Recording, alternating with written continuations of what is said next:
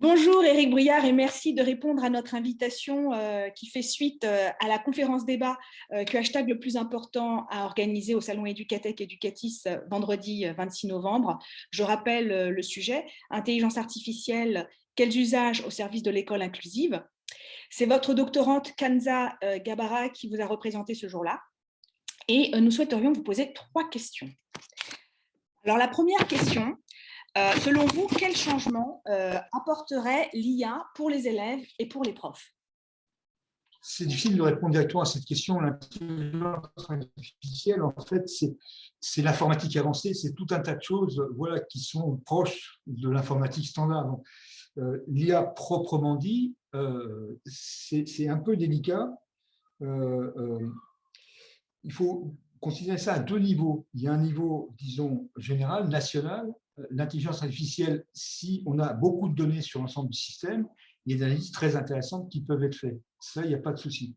Après, si on regarde du côté de l'intelligence artificielle au niveau plutôt des enseignants, des élèves et des écoles, pour l'instant, on n'a pas ni les données suffisantes, ni la culture de gestion des données, ni l'habitude d'interpréter les données au niveau pour que c'est un impact tout à fait intéressant.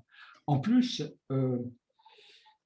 il me semble que c'est une vision très techniciste de l'éducation qui passe derrière tout ça. C'est-à-dire qu'en gros, on prend une technologie quelle qu'elle soit et on dit quel va être son impact, qu'est-ce que ça va changer dans l'éducation.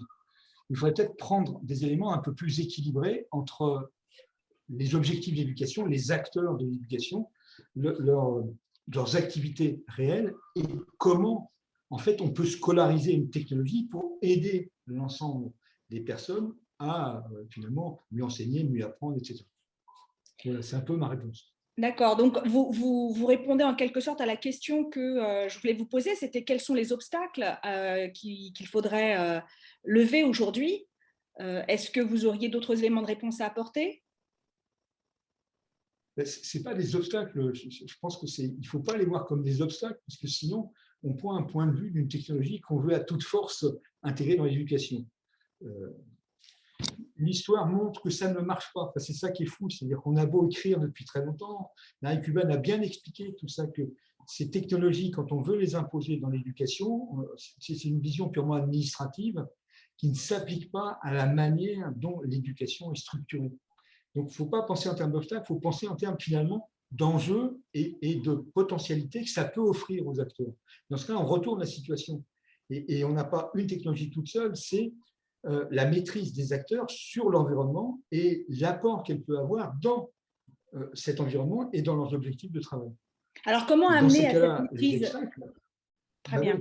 Oui, c'est-à-dire que, premièrement, on le sait, il faut les former, les enseignants. Si on ne forme pas les enseignants, finalement, à être capables de collecter les données, de traiter les données, à partir des données, d'avoir les actions suffisantes dans leur environnement, dans les classes dans lesquelles ils jouent, ils ne pourront pas le faire. La recherche ou des recherches ont montré que l'usage de logiciels dans les classes fonctionne d'autant mieux que les enseignants savent utiliser les données récupérées par les logiciels. Sauf que être capable de faire ça, ce n'était pas du tout évident. Hein. Pour l'instant, ce n'est pas fait en formation initiale. Il y a très peu de formation continue. Donc, les enseignants ont beaucoup de difficultés pour le faire. Et il me semble que pour les aider, il faudrait que cette culture du travail autour des données s'intègre finalement à cette idée d'éducation. Je lisais par exemple dernièrement le travail d'Anne Barrère sur les enseignants. Est-ce que ça croise les demandes sur les données? Quand on regarde, les gens se disent on aura plein de données sur les élèves. La RGPD interdit qu'on les conserve trop longtemps. Mais beaucoup d'enseignants considèrent qu'il vaut mieux pas regarder les données des années précédentes pour ne pas stigmatiser les enfants, pour avoir des relations qui sont les plus ouvertes possibles avec les enfants. Et les enfants n'aiment pas tellement qu'on fasse ça. Donc, cette technologie, quelle que soit cette technologie, elle doit être compatible avec les valeurs et les modes d'approche des acteurs de ce système. Alors, est-ce que vous auriez peut-être, pour terminer, un exemple de réussite, un dispositif ou quelque chose comme ça qui a montré une plus-value pour les acteurs? Alors, on ne l'a pas tellement en France, parce qu'on n'a pas la culture de l'évaluation systématique un peu longitudinale.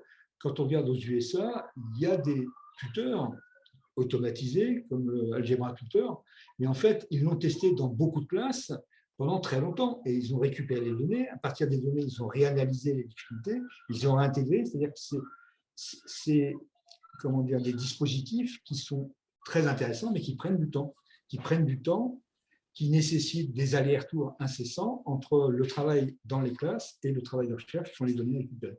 Et il a concerné quels acteurs exactement, pour terminer? Ah bah ça a été testé dans pas mal de classes autour de Philadelphie. C'est assez facile à voir, ça concerne pas mal de monde, mais sur des domaines très précis. Et là encore, ça concerne les mathématiques parce que c'est une discipline qui se prête bien à ce type d'analyse, puisque c'est plutôt procédural et on sait à peu près attaquer ça. Merci, Monsieur Éric Bruyard. Je vous remercie d'avoir répondu à nos questions. Au Merci à revoir. vous. Au revoir.